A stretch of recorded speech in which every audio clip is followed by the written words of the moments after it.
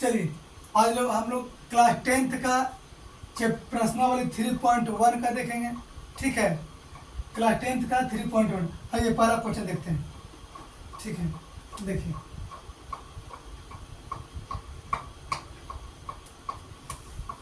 कहता आफ्ताब अपनी पुत्री से कहता है 7 वर्ष पूर्व मैं तुमसे 7 गुने आयु का था।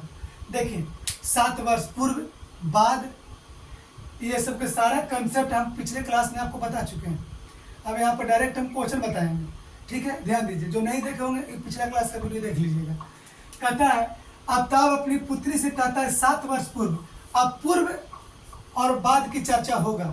तो सबसे पहले बाबू, हमेशा किसी व्यक्ति की आयु का जब तक वर्तमान आयु पता नहीं चलेगा, वर्तमान आयु जानकारी नहीं होगा, जब तक ना तो आप बाद की आयु निकाल सकते हैं और नहीं तो पहले की आयु निकाल सकते हैं। जैसे हम बोल दिए कि अभी वर्तमान में हम 20 साल के हैं, तो मेरे दोनों आयु आप बता सकते हैं। 5 साल बाद कितना साल के होंगे, तो कहेगा सर 20 साल के हैं, 5 साल बाद 25 साल के होंगे।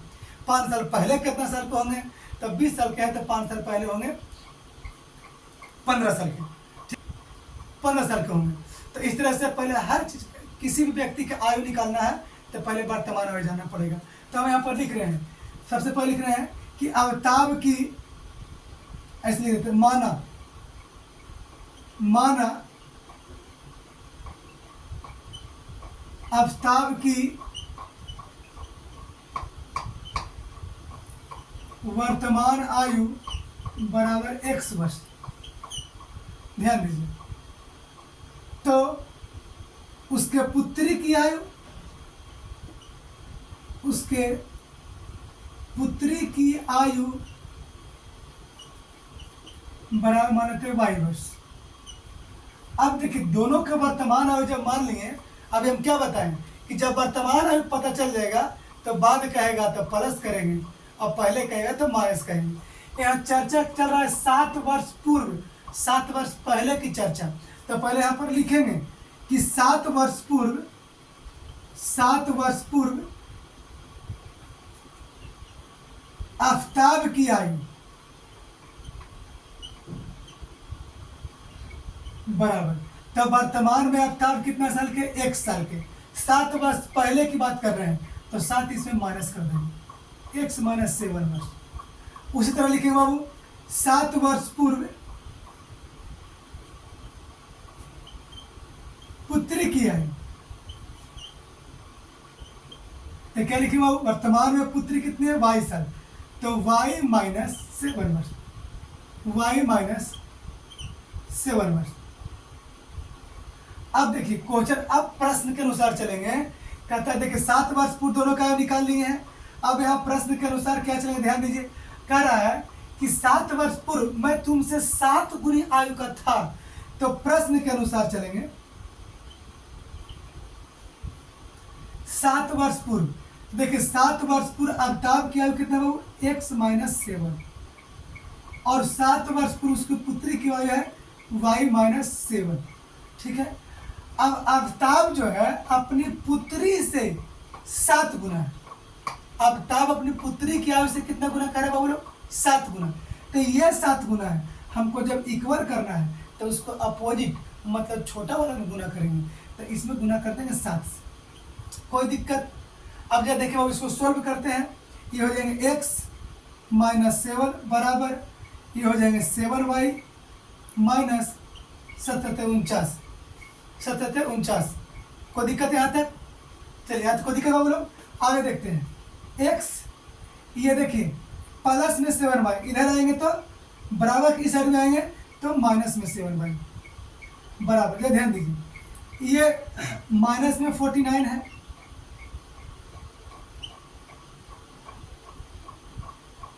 माइनस में 49 मतलब 49 है, ये माइनस में है 7, उधर जाएगा तो प्लस में 7 बराबर, कुछ नहीं हो जाएगा प्लस में 7। अब देखिए यहाँ से x माइनस 7y बराबर 49 में से 7 जाएगा, देखिए माइनस में 49 और यहाँ प्लस में 7, अगर 7 रुपया दे भी देंगे तो माइनस में बचेगा 42 मतलब 42।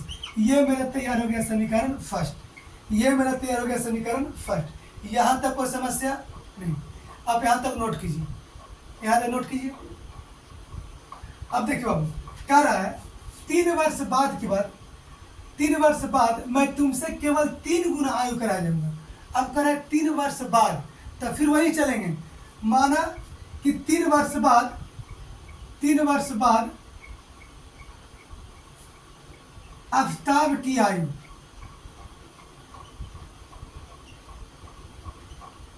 तो आफताब वर्तमान में था कितना साल का हो, 1 साल के। तब 3 वर्ष बाद तो x प्लस 3 वर्ष, x प्लस 3 वर्ष। अब उसी तरह मान लेंगे बाबू कि 3 वर्ष बाद पुत्री की आयु, तब पुत्री थी वर्तमान में 22 वर्ष, 3 वर्ष बाद 3 ऐड कर देंगे, इतना वर्ष हो जाएंगे। अब यहाँ तक कोई दिक्कत? अब यहाँ पर देखिए जैसा प्रश्न के अनुसार क्या कहता है कि 3 वर्ष बाद की बात किया जाए, तो 3 वर्ष बाद जो आफताब थे वो कितना साल को हो जाए, x प्लस 3, 3 वर्ष बाद। अब पुत्री हो गया बाबू 22 प्लस 3। अब यहाँ पर कह रहा है ना कि 3 वर्ष बाद मैं तुमसे केवल 3 गुना रह जाएंगे। मतलब आफताब जो है वो अपनी पुत्री से कह रहा है कि हम 3 वर्ष बाद तुमसे 3 गुना आयु के रह जाएंगे। क्या गुना बोल रहा हूँ, 3 गुना। तो दोनों को इक्वल करना है, तो इक्वल करना है तो जो छोटा है उसमें 3 से गुना कर देंगे। कोई दिक्कत?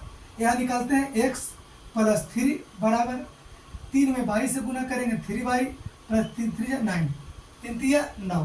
ध्यान दीजिए x प्लस में 3y बराबर के इस साइड रहेंगे तो माइनस में 3y बराबर 9, ये प्लस में 3 बराबर के वो साइड में जाएगा तो माइनस में 3। यहाँ x माइनस 3y बराबर 9 में से 3 कितना बचेंगे 6। ये मेरा हो गया समीकरण फर्स्ट। अब ध्यान दीजिए मेरा समीकरण 2 को निकल गया। पहला समीकरण कितना हो गया, सेकेंड। फर्स्ट वो था, अब ये सेकेंड हो गया। ध्यान दीजिए बाबू, अब यहाँ पे क्वेश्चन पूछता है कि तो आफताब की वर्तमान आयु या अब उसकी पुत्री की वर्तमान आयु, तो दोनों इक्वेशन समीकरण फर्स्ट और समीकरण सेकेंड को सोल्व कर देते हैं तो मेरा आंसर निकल जाता। लेकिन यहाँ पे कह रहा है कि हमको इस स्थिति में बीजगणितीय द्वारा ग्राफीय रूप में व्यक्त कीजिए, ग्राफ के रूप में व्यक्त करना है। तो उसको कैसे व्यक्त करेंगे पहले यहाँ तक नोट कीजिए। अब देखो बाबू, सबसे पहले हम चलेंगे समीकरण फर्स्ट से। किसे चल रहे हैं, समीकरण फर्स्ट से। हमको ग्राफ बनाना है ना। समीकरण फर्स्ट देखिए यहाँ लिखा हुआ है x माइनस 7y बराबर माइनस 42। अब देखिए ग्राफ बनाना है ना, तो ग्राफ बनाने के लिए बॉक्स बना लेते हैं। टेढ़े हो जा रहा है बाबू, कोई दिक्कत नहीं है।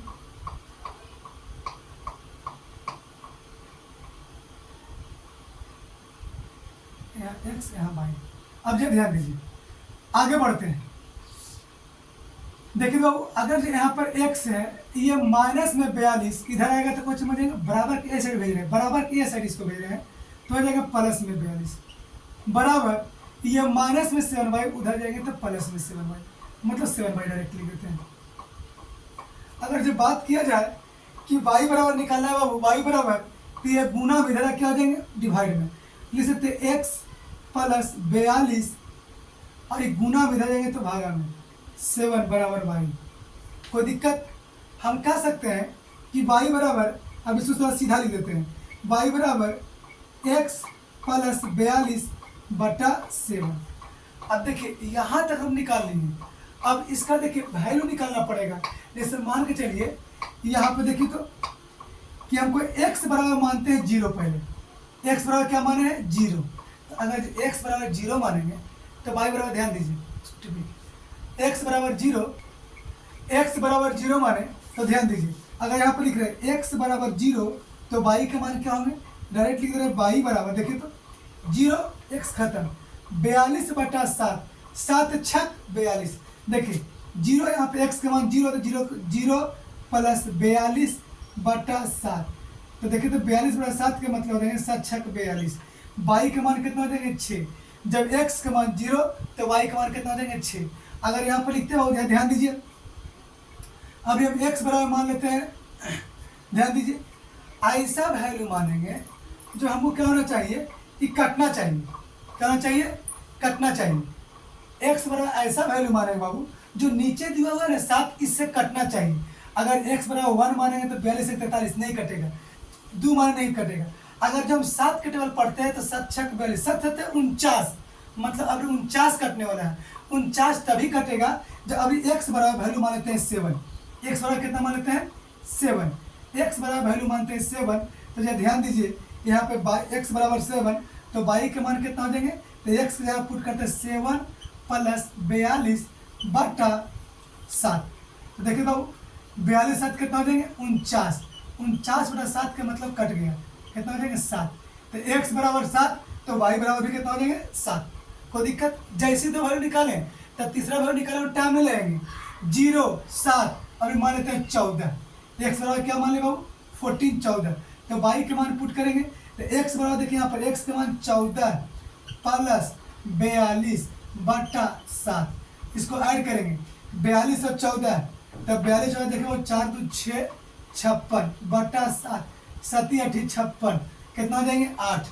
मतलब जब x के मान 14 तो y के मान कितना हो जाएंगे 8। देखिए ये समीकरण फर्स्ट को हम फर्स्ट के मान से वैल्यू निकाल लिए, x और y के मान निकाल लिए। इसी तरह समीकरण सेकेंड का भी निकालेंगे, ठीक है। जब ध्यान दीजिए समीकरण सेकेंड क्या देखते हैं बाबू, चलिए समीकरण सेकेंड देखते बाबू क्या है। अब समीकरण सेकेंड से चलते हैं। समीकरण सेकेंड क्या है बाबू, देखिए तो दूसरा समीकरण x माइनस 3y बराबर कितना है 6। अब जरा ध्यान दीजिए, अगर जब बात की जाए x बराबर डायरेक्ट करते हैं माइनस में, उधर जाएंगे तो प्लस में, तो 6 प्लस 3y। अब x बराबर 6 प्लस 3y, यहाँ भी हम एक बॉक्स बना लेते हैं और x y की वैल्यू पुट करके निकाल सकते हैं। जब देख लीजिए मेन यही निकालना है, ये निकल गया समीकरण पुट कर देंगे आंसर निकल जाएंगे। यहाँ लिख देते हैं x, यहाँ लिख दिए y। अब यह ध्यान दीजिए अगर जब y का मान देखिए यहाँ y है तो पहले y का मानेंगे, मान लिया y की वैल्यू 0, y की वैल्यू क्या मान ली 0, तो देखिएगा अगर जो y बराबर मान लिया 0 तो x बराबर क्या होगा, x बराबर 6 प्लस 3 इंटू y की जगह पर 0 तो 0। अब जब ध्यान दीजिए x बराबर 0 में 3 से गुना करेंगे तो 0, कहानी खत्म, तो बच जाएगा कितना 6, तो x का मान कितना बच जाएगा 6। जब यहाँ पर मान y बराबर 0 तो x का मान कितना आ गया 6। उसी तरह फिर मानते हैं, अब मानते हैं y बराबर 1, y बराबर कितना मान लिए 1, तो x का मान कितना होंगे, देखिए यहाँ पर 6 प्लस 3 इंटू y जगह पर 1 तो हो जाएंगे x बराबर 6 प्लस 3 एकम 3, तो x बराबर कितना हो जाएंगे 9। जब ध्यान दीजिए बाबू अगर जो हम y का वैल्यू माने 1 तो मेरा x का मान कितना आया 9, x का मान कितना आया 9। अब जब ध्यान दीजिए फिर अगर जो मानते हैं जरा से ध्यान दीजिए यहाँ पे जहाँ कम है मेंटेन कर देते हैं। अभी y बराबर हम मान लेते हैं बाबू 2, y बराबर क्या मान लेते हैं 2, तो जब ध्यान दीजिए y बराबर मानते हैं 2, y बराबर 2, तो ध्यान दीजिए x के मान क्या होंगे, जब देखिए x बराबर क्या होंगे, तो 6 माने 6 प्लस 3 इंटू y की जगह पे कितना पुट करेंगे 2, तो x बराबर 6 प्लस 3 दूनी 6, x बराबर 6 6 12। अब देखिए y बराबर माने 2 तो x का मान क्या हो गया 12। अब जरा ध्यान दीजिए कि यही दो समीकरण से जो वैल्यू निकाले हैं ना, इसी को कह रहा था क्वेश्चन में ग्राफ पर हमको बताइए, किस पे बनाना है ग्राफ पर। तो इसको आप ग्राफ पर देखते हैं। चलिए इसके बाद वो समीकरण पर समीकरण दर्शाना था, ग्राफ पर देखिए तो क्या करना है। देखिए आपके सामने ग्राफ है, इसको बोलते हैं x अक्ष, इसको बोलते हैं y अक्ष। ध्यान दीजिए यहाँ मूल बिंदु 0 0, मूल बिंदु से इधर जाएंगे पॉजिटिव, x डैश की ओर आएंगे इधर आएंगे नेगेटिव, x मूल बिंदु से ऊपर की जाएंगे पॉजिटिव, मूल बिंदु से नीचे की ओर जाएंगे तो नेगेटिव। जब ध्यान दीजिए अब इस समीकरण को यहाँ पर दर्शाना है। जैसे बोला गया है कि x बराबर 0 तो मूल बिंदु यहाँ पर 0 होता है, x बराबर 0 तो y बराबर कितना 6 के मान देखिए यहाँ पर ले लिए हैं, x बराबर 0 तो y बराबर 6। अब जब ध्यान दीजिए दूसरी चीज x बराबर 7 तो y बराबर 7, x बराबर 7 के मतलब देखिए बाबू 6 और 8 के बीच में 7, तो यहाँ पे देखिए 6 और 8 के बीच में 7 मान ली, इसके सामने यहाँ पे देखिए यहाँ पे मान लिए आ जाएगा। अच्छा x बराबर 14, x बराबर देखिए x पर का x का मान यहाँ 14, तो y के मान कितना जाएगा बाबू, तो y के मान हो जाएंगे मेरा 8, तो y के मान देखिए इसके सामने ले लिए यहाँ पे 8। आप लिख सकते हैं यहाँ पे x बराबर जैसे 0 कितना था 6, तो यहाँ पर लिख सकते हैं बिंदु पे 0 और कितना देंगे 6। दूसरा 7 7, तो यहाँ पर 7 और 7। अभी 7 7 क्यों लिखे हैं, क्योंकि इसे समझिए x के मान भी 7 था और y के मान भी 7 था। जैसे यहाँ x के मान 14 और y के मान 8, तो यहाँ लिख देंगे बाबू 14 और क्या हो जाएंगे 8। उसी तरह नीचे दूसरा समीकरण में आएंगे y बराबर 0 तो x बराबर 6, y बराबर 0 मतलब मूल बिंदु पर और x के मान 6 के मान देखिए यहाँ पे, ठीक है। दूसरा y बराबर 1 तो x बराबर 9, y बराबर 1 देखिए यहाँ पे मान लिए 1 इसके सामने और x बराबर 9 के मतलब 8 और 10 के बीच में 9। यहाँ पर लिख सकते हैं आप, समीकरण लिखना है तो लिख सकते हैं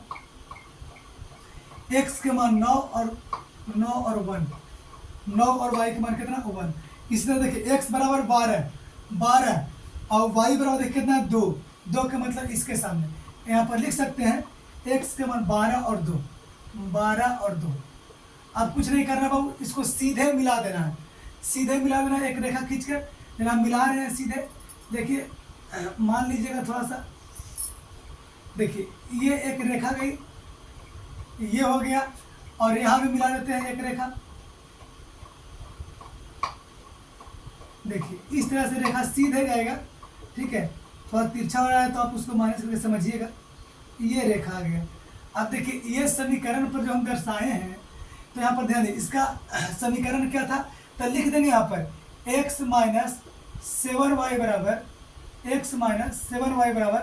-42 और यहाँ पर लिख देंगे x माइनस 3y बराबर 6। x माइनस यहाँ पर लिख देते हैं x माइनस 3y बराबर 6 और ये हो गया मेरा आंसर। अब यह बात को समझिए, सोच लीजिए, एक क्वेश्चन आपको इतना डिटेल कीजिएगा तो आपको 5 नंबर मिलेगा, ठीक है बाबू। अब देखिए इसका इस चैप्टर में 3 क्वेश्चन है, 3 क्वेश्चन हम एक क्वेश्चन बताए हैं, दूसरा क्वेश्चन नेक्स्ट है, क्योंकि एक क्वेश्चन में शायद 15-20 मिनट का वीडियो हो जाता है, इससे ज़्यादा लंबा हो जाता है। तो हम एक एक करके तीनों क्वेश्चन को डील करेंगे, कल दूसरा क्वेश्चन डील कर देंगे और परसों तीसरा क्वेश्चन। तब तक के लिए थैंक यू, और जो देखते हैं वीडियो को शेयर भी कर दें, थोड़ा लाइक कर दें और सब्सक्राइब भी कर दें, जिससे मेरा एनर्जी और बढ़े, ठीक है। Thank you.